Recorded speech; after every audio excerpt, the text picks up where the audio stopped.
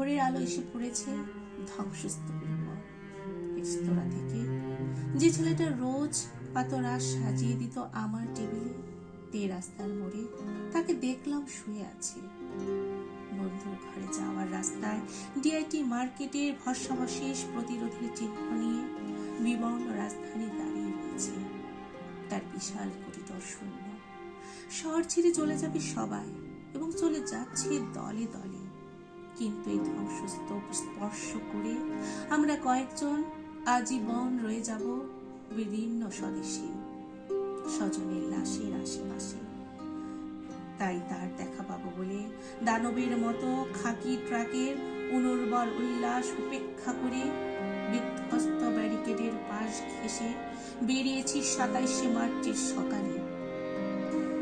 কান্নাকে কেন্দ্রীভূত করে পৃথিবীর প্রাচীনতম শিলা, যে শিলা অন্তিম প্রতিজ্ঞায় অন্তত প্রাথমিক অস্ত্র হতে জানে, তেমনি এক শিলার আঘাতে বিনষ্ট হয়েছে আমার বুকের অনিদ্র ভায়োলিন।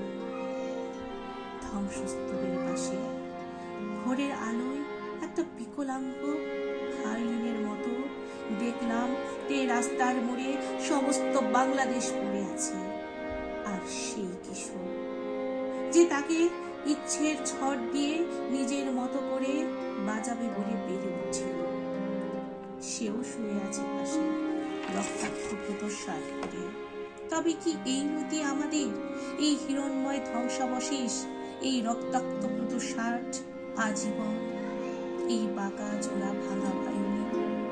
মধ্য দুপুরে ধ্বংসস্তূপের মধ্যে একটা তন্ময়ী বালক কাঁচ, লোহা, টুকরো ইট, বিদীর্ণ পরিকাঠ, এক কোয়ালিটি ছেঁড়া চট, জং ভরা ফেরে জড় করল এক নিপুণ ইন্দ্রজালিকের মতো যত্ন এবং অসতর্ক হাতে।